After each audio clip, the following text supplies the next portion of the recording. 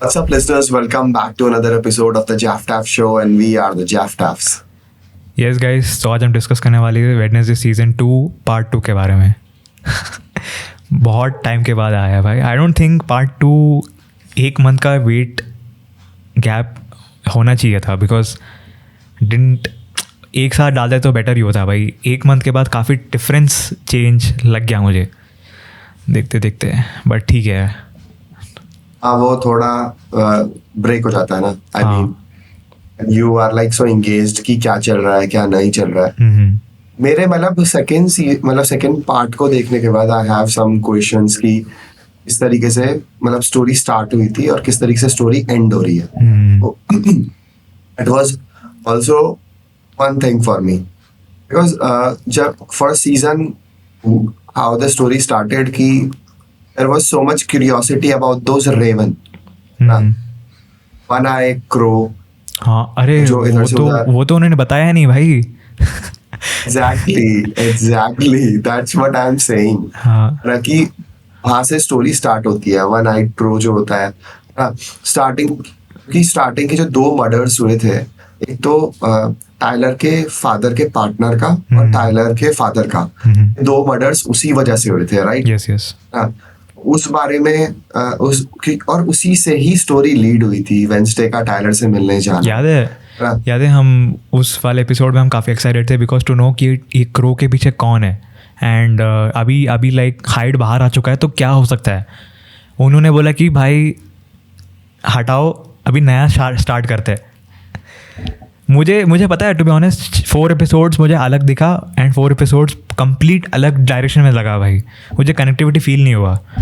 And अगर बात करें वेडनेसडे एडम्स के बारे में, वो ऑब्वियसली बच जाती है बिकॉज वेडनेसडे शो का नाम है, तो Wednesday can't die, she should come back. तो ऑब्वियसली वो अगले एपिसोड में विद इन 20 मिनट्स उन्होंने रिजॉल्व कर दिया कि भाई हाँ, she is alive and safe. But उसके बाद क्रो वाला पार्ट का उन्होंने वो नहीं बताया कि क्या चल रहा है क्या नहीं चल रहा है.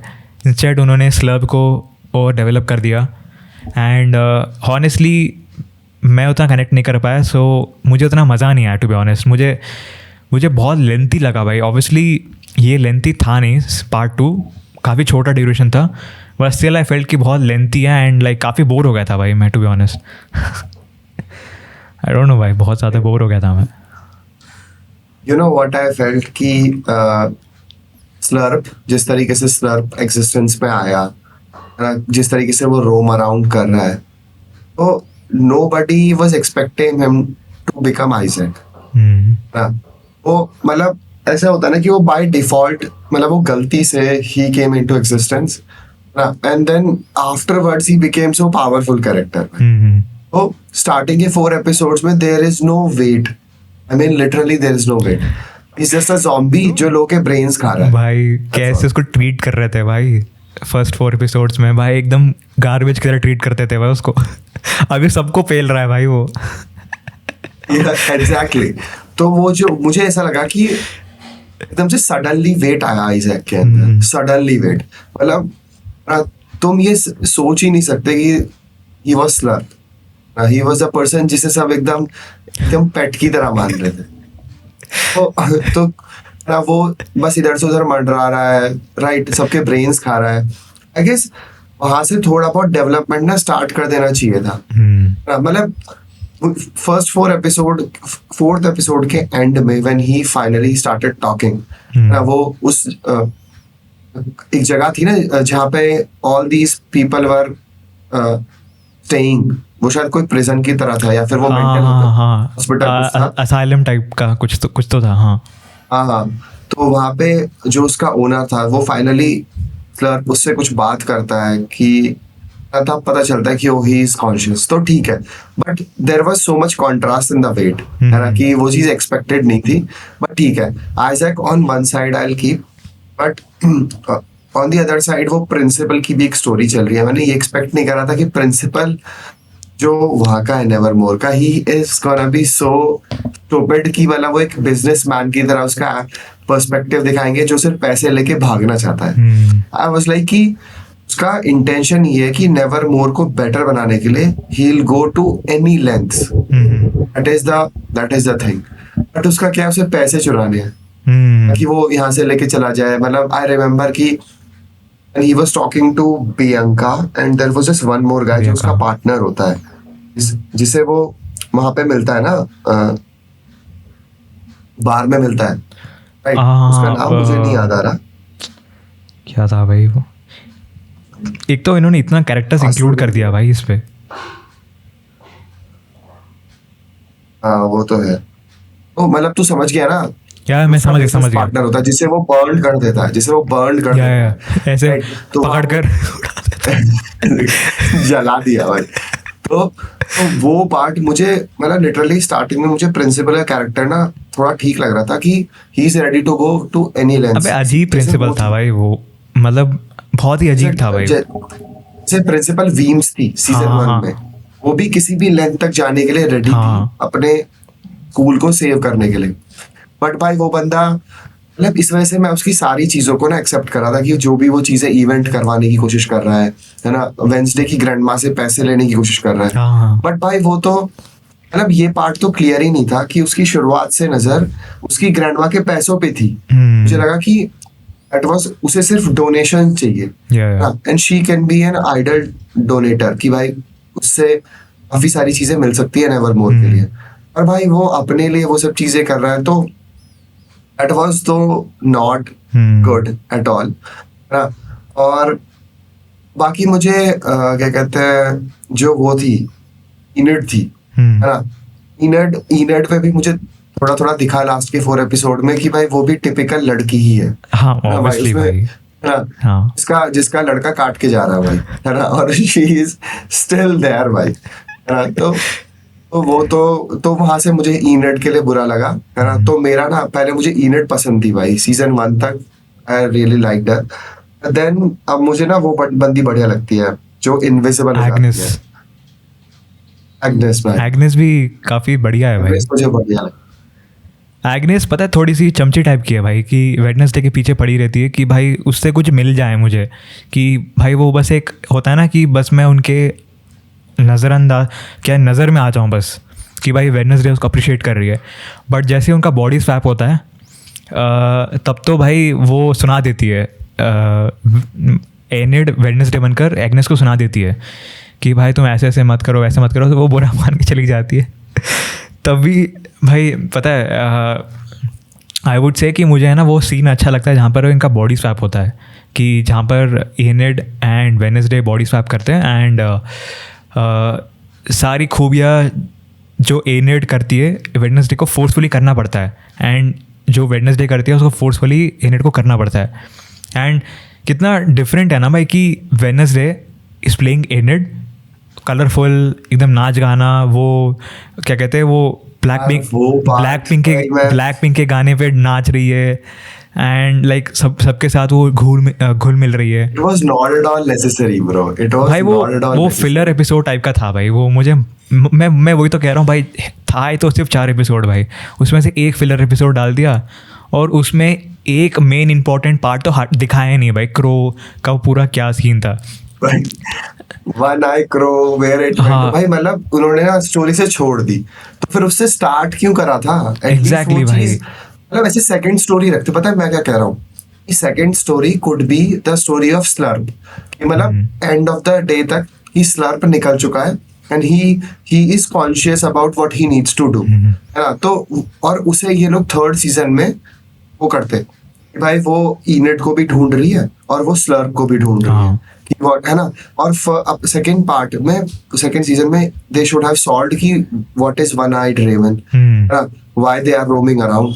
भाई मतलब सेकंड 4th एपिसोड के बाद स्टोरी एकदम चेंज कर दी कि अब सारा फोकस आइजैक, है ना, और टाइलर की मॉम पे है। मैं सोच रहा हूँ अब ये लोग हैं क्या? मैं वही देख रहा हूँ भाई, वेडनेसडे का स्क्रीन टाइम है ही नहीं भाई पार्ट 2 में। आई एम लाइक ब्रो ये क्या हो रहा है भाई तभी तो भाई मुझे पसंद नहीं है भाई पार्ट 2। मुझे ऐसा लगता है ना कि भाई एकदम नया स्टोरी खुल गया भाई, मतलब कुछ उसका सेंस नहीं बना भाई, क्योंकि मैं एक्साइटेड था। पार्ट 4 एपिसोड्स काफ़ी तगड़ा था भाई सेकंड सीजन के, जहाँ से वो क्रोक वाला सीन स्टार्ट होता है एंड ये लोग कहीं कैंपिंग के लिए जाते हैं एंड वहाँ पर स्लर्प का थोड़ा फॉर्म बन जाता है, चलता फिरता है एंड उसको वो कैदी बना के रखता है वो हनी बी वाले नेस्ट में। भाई कितना फ़न और कितना एक्साइटिंग था भाई। और सबसे हाइप मोमेंट था कि हाइड है ना वहाँ कैदी हो बन चुका है उस असाइलम में एंड वहाँ से रिलीज़ हो गया है। भाई कितना तगड़ा स्टोरी चल रहा था भाई। They could have just resolved camp Jericho was also fine. Camp जब वो लोग कैंपिंग पे जाते हैं, हाँ मैं उसकी बात कर रहा हूँ। हाँ एंड उसकी मॉम बुक जला देती है तो उसका पावर हट जाता है, उसका एक अंकल आता है। भाई ये सारा स्टोरी लाइन काफ़ी इंटरेस्टिंग था भाई कंपेयर टू अभी नया कैरेक्टर्स, नया स्टोरी लाइन जो मुझे तो क्लिक नहीं हुआ भाई। एंड मुझे आई वुड से इसमें ना एग्नेस का मुझे परफॉर्मेंस बहुत बढ़िया लगा भाई। एग्नेस लाइक ट्रूली पोर्ट्रे किया भाई वो क्या है, मतलब उसको ऑब्वियसली पता चल गया था कि भाई ये इसमें ना वेडनेसडे का बॉडी नहीं है, एनिड है, बट स्टिल लाइक वो एंड में आते आते she was like not giving a dam कि भाई वेडनेसडे क्या बोल रही है। बट धीरे धीरे फिर वो भी बैक टू द रूट में आ गई भाई। और मुझे ये भी अच्छा लगा कि भाई उन्होंने फाइनली थिंग के बारे में बताया कि थिंग है क्या, थिंग कहाँ से आया है। यार I guess it should have been much more deeper भाई। मतलब तो पुरानी स्टोरी को रखते, समझ रहा है कि he is part of a very bigger character, किसी ड्रैकुला टाइप का कुछ कैरेक्टर है, उसका हैंड है ना, बट ही डजंट रिमेम्बर। पर उसने उसका हाथ काट दिया, उसे याद नहीं है। थिंग भाई I would say thing is also one of my favourite characters भाई वेडनेसडे के यूनिवर्स में। बट थिंग का मुझे लगा थिंग कोई ऐसा आदमी का हाथ होगा कि भाई वो खतरनाक हायर लेवल का आदमी होगा। यहाँ देखा तो भाई टुच्चे ज़ॉम्बी का हाथ है वो। तो मुझे भी थोड़ा सा वो पता नहीं भाई, मुझे ओवरऑल फीलिंग मुझे अच्छा नहीं लगा भाई पार्ट 2 का। मतलब कुछ था नहीं कि भाई मैं थोड़ा अप्रिशिएट करूँ भाई उसको, अपार्ट फ्रॉम द फैक्ट कि अभी इनेट भी अभी अल्फ़ा बन चुकी है and she is grown into proper wolf. And alpha का वही होता है ना कि वो अकेले रहते, they can't stay with others and बाकी सारे लोग उसको हंट करके खा सकते हैं फॉर सर्वाइवल। सो इनेट या तो नेक्स्ट सीजन में पूरा टाइम शिल बी वुल्फ या फिर उसको कोई ना कोई उसको अटैक करने के लिए तैयार होते रहेगा। एंड इस सब के बीच में स्लर्प को भी बचाना पड़ेगा वेडनेसडे को, एंड हाइड से भी उसको बचना पड़ेगा। स्लर्प तो अब डाइड। हाँ क्या पता कि उसका हार्ट तो प्रिजर्व्ड है ना अभी, उसका जो हार्ट निकाल देता है। पर आई गेस टाइलर का स्टोरी रिपीट होगा। टाइलर का स्टोरी उस बंदी के साथ, वो याद है उसका जो साइंस लैब में जो उसका एक चाचा था, उसका जो बॉल निकाल देता है ना, वो उसका जब हेड दिखता है वो भी प्रिजर्व्ड है अभी, एंड उसका हार्ट निकाल देते हैं वो भी प्रिजर्व्ड है। क्या पता आगे जाके उसको कहीं निकाल सकते हैं भाई, क्योंकि आइजैक इज टेक्निकली टाइलर का मामा जी, तो अपने मामा को बचाने के लिए तो कुछ ना कुछ कर सकता है भाई। टाइलर को तो समझ में ही नहीं आ रहा था भाई, टाइलर को समझ में ही नहीं आ रहा ये हो क्या रहा है भाई। वो सीन याद है जहाँ पर ये उसकी मम्मी भाई उसके चाटा मार रही है, पैर में वो सब लगा दिया है। वेल डिजर्व्ड है भाई चाटा, वेल डिजर्व्ड है टाइलर को भाई, टाइलर को जो पड़ती है ना वेल डिजर्व्ड है भाई। एंड वो याद है जहाँ पर उसकी जब उसकी मॉम हाइड बन के आती है, जब एनिड उसको भगा के लेके जाती है कि एक घर पे कि भाई अभी इंजेक्शन डालने के लिए वो लेके आती है ना रूम पे, मतलब एक चर्च पे, तब एक अपना तो एक और हाइड आता है उसको चाटा लगाता है। फिर बोलती है नो हमने डिस्कस किया था ये सब नहीं होगा, फिर चले जाता है वो। भाई कोई इज्जत नहीं है भाई टाइलर की। वही तो यार, अब देखो पता है टाइलर का कैरेक्टर कैसे मुझे लगता है अगर इन्हें सीजन 3 को स्ट्रॉन्ग बनाना है तो I would suggest some things भाई। पहली चीज, इस सिचुएशन ना ऐसे टर्न आउट होनी चाहिए कि आगे चल के ना टाइलर ना और वेडनेसडे का कोलैबोरेशन हो, means they are working together. भाई आई डोंट थिंक वो पॉसिबल होगा, बिकॉज अभी है ना एनिड साथ में नहीं है, तो एनिड अभी एग्नेस साथ में। अरे मतलब इस तरीके से सिचुएशन है कि right now Enid in a place जहाँ तक पहुंचने के लिए शी नीड सम हेल्प भाई। तो टाइलर का वहाँ पे टाइलर का यूज हो सकता है कि भाई you have to help me in this way, so that मतलब देयर शुड बी वही होना चाहिए ना कि गिव एंड टेक होना चाहिए। कि अगर ये इसकी हेल्प कर रही है तो वो उसकी हेल्प कैसे कर सकता है, राइट? पहली चीज ये होनी चाहिए। दूसरा, ऑब्वियसली जो लास्ट एपिसोड में उसे विजन आता है ना कि उसे एक लेडी दिखती है एक कमरे के अंदर, जो कि एक्चुअली में रॉटवुड जिसे इम्प्रिजनमेंट कर रखा है उसने, लेडी का उसकी ग्रैंडमा ने, हाँ है ना, कि वेंसडे मस्ट डाई करके, है ना, तो व्हाट इट इज अबाउट, है ना, है ना, उस बारे में मैं क्यूरियस हूँ। और लेट्स सी भाई, मतलब ईनेड का कैरेक्टर कैसे डेवलप होता है। बस एक चीज है, वेंसडे के हर सीजन ने ना मुझे एक क्रश जरूर दिया भाई। फर्स्ट एपिसोड के बाद, फर्स्ट सीजन के बाद I had a crush on Enid, और अब मुझे एग्नेस पसंद है भाई। हाँ नहीं Agnes मैं is टोटली good. एग्री करता हूँ भाई, क्योंकि इनर्ड आई वुड से कि फर्स्ट सीजन में ना भाई वो थोड़ी सी काफ़ी होती है ना, क्यूट टाइप की गर्ल थी भाई। इसमें ना उसका रोल कम था, but Agnes also perform very well भाई। तो एक्टिंग वाइज मुझे एग्नेस बढ़िया लगी भाई सीज़न में। एंड तो भाई उसके अलावा मुझे कुछ खास लगा नहीं भाई, मतलब फर्स्ट 4 एपिसोड्स ही मुझे बढ़िया लगा भाई। उसके अलावा तो भाई unnecessary new actors, unnecessary new plot lines जिसकी कोई ज़रूरत नहीं थी भाई। आई डोंट थिंक भाई द थिंग को रिवील करना इतना जल्दी नहीं करना चाहिए था भाई। थिंग को है ना एटलीस्ट 4-5 सीज़न के बाद रिवील करते कि कौन था थिंग, क्योंकि भाई थिंग को उन्होंने अभी बिल्ड करके अभी ख़त्म कर दिया भाई। तो आई डोंट नो भाई, मैं शायद ही अगला सीज़न देखूंगा भाई। मुझे रिवील होने के बाद भी इट वाज डिसअपॉइंटमेंट भाई, काफ़ी अंडरवेलमिंग रिवील था भाई। इससे अच्छा रिवील करना ही नहीं चाहिए था भाई इनको, करना ही नहीं चाहिए था भाई। उस बारे में तुम बात ही मत करते। एग्जैक्टली भाई। हाँ खुश हो जाते कि भाई चलो थिंग कोई तो है, हमें पता नहीं है बट है, बड़ा बढ़िया थिंग है। बट शायद ही मैं अगला सीज़न देखूंगा भाई। आई डोंट थिंक मैं देखूंगा मैं काफ़ी बोर हो गया हूँ यार भाई। अभी तो उसे आने में तो टाइम है, नेक्स्ट सीजन को तो आने में भी आते आते 2 साल लग जाएंगे 3 भाई। साल तो मिनिमम लगेंगे। हाँ 2-3 साल तो लगेंगे भाई। बट हाँ अभी एक चीज़ भी है ना कि अगले सीज़न में Lady Gaga will have a good screen time भाई। लेडी गागा का तो बैकग्राउंड हमें पता है क्या है। स्क्रीन टाइम ना कम ही रखो भाई, है ना। वो उसने जोकर में जो हगा है ना भाई, वो तो भाई मैं भाई I was C like C so disappointment। मैं यही बोल रहा हूँ ना, सीज़न 3 में एनेट का स्क्रीन टाइम बहुत ही कम होगा, बिकॉज वो वुल्फ बन चुकी है। तो आधा ग्लैमर तो ख़त्म हो गया भाई। तो लेडी गागा आ जाएगी तो उसका भी अलग वीम्स टाइप का सिचुएशन चलेगा, प्रोफेसर वीम्स का टाइप का सिचुएशन चलेगा कि वो ऐसे बोलेगी वैसे बोलेगी। और उसके अलावा वेडनेसडे का अपना चलते रहेगा डिटेक्टिव वाला सीन, एंड हाइड तो घूमते रहेगा, यही होते रहेगा। वो लोग नेवर मोर वापस आएंगे, क्योंकि अगर इन्हें, मुझे लगता है शायद समर वाला स्टोरी दिखा सकते हैं, क्योंकि नेवर मोर आने का कोई सेंस नहीं है। हाँ सब बड़े हो गए भाई। देयर इज नो पॉइंट, क्योंकि ईनेट भी नहीं है ना। और अगर नेवर मोर नहीं आएंगे तो बहुत सारे कैरेक्टर्स कम हो जाएंगे भाई। एग्नेस नहीं रहेगी, प्रियंका नहीं रहेगी, नहीं कैरेक्टर्स कम होंगे सिर्फ नेवर मोर की तरफ से। कैरेक्टर्स बढ़ जाएंगे ना जब वो दूसरे साइड में तरफ से जो अच्छे कैरेक्टर्स हैं वो सबको बाहर कर देंगे, हाँ। है ना, और नए नए कैरेक्टर्स को इंट्रोड्यूस कर देंगे। ये पता है टिपिकल नेटफ्लिक्स टीन ड्रामा बन जाएगा भाई, मैं कसम से कह रहा हूँ। पर कांस्टेंट एग्नेस तो उसके साथ रहेगी भाई। Wednesday will not leave Agnes, ना एग्नेस विल लीव वेडनेसडे। तो वेडनेसडे साथ में रहेगी और बक्सली साथ में रहेगा एंड एग्नेस साथ में होगा। एंड वो क्या उसका क्या नाम है जो हनी के साथ रहता है,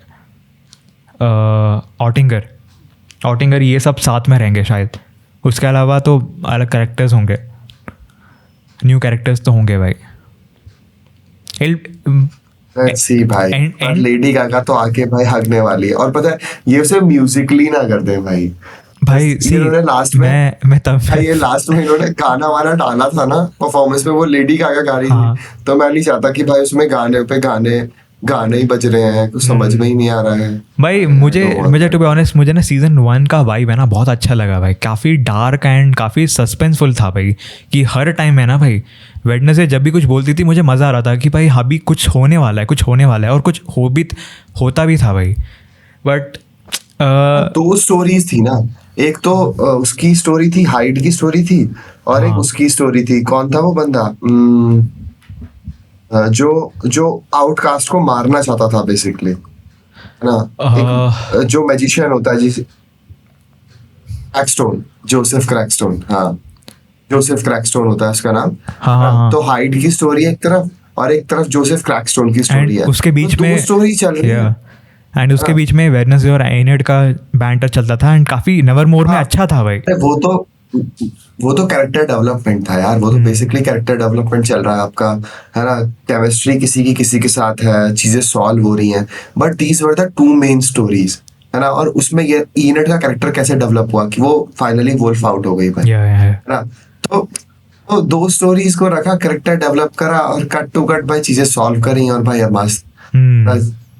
भाई यहाँ तो भाई इधर से भी उधर से भी, अरे क्या हो रहा है भाई, इधर से हाइड का हाथ आ रहा है, इधर से ज़ॉम्बी का हाथ आ रहा है ना। और क्रोज उड़ रहे हैं, फिर वो चले गए, पता ही नहीं चल रहा भाई। मैं पता नहीं भाई, मैं देखते देखते एग्जॉस्ट हो गया भाई कि ये क्या चल रहा है भाई, मतलब कुछ अच्छा दिखाओ भाई, मतलब वही है भाई।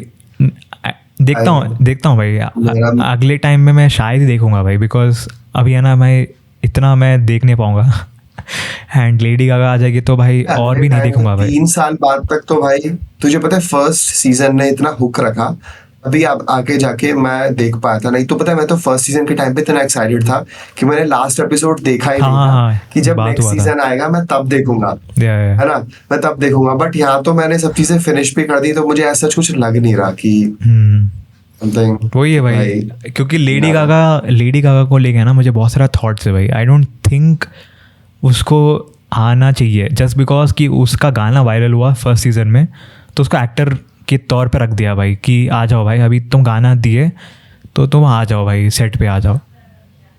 ऐसा तो मुझे लग रहा है, ऐसे बैक हुआ होगा। बट ठीक है भाई, देखते हैं अगले सीज़न में क्या क्लिप्स होगा, क्या ट्रेलर होगा, उसके अकॉर्डिंग में देखूंगा। वरना आई डोंट थिंक ये मेरा लास्ट सीज़न ही होगा वेडनेसडे को लेकर। आई डोंट थिंक मैं कंटिन्यू करूँगा। हाँ bro, I guess let's see what happens, है ना, and obviously let audience tell us कि वो क्या सोचते हैं, ना। लेट्स सी कैसा रहता है अब आगे के सीजन्स में, देखते हैं भाई। ठीक है गाइस, ये रहा आज का पॉडकास्ट एंड कैसे लगा आप बताइए कमेंट्स में। एंड अगर नहीं हो तो सब्सक्राइब करिए, लाइक करिए, शेयर करिए, कमेंट करिए and will see in the next episode. तब तक के लिए बाय बाय।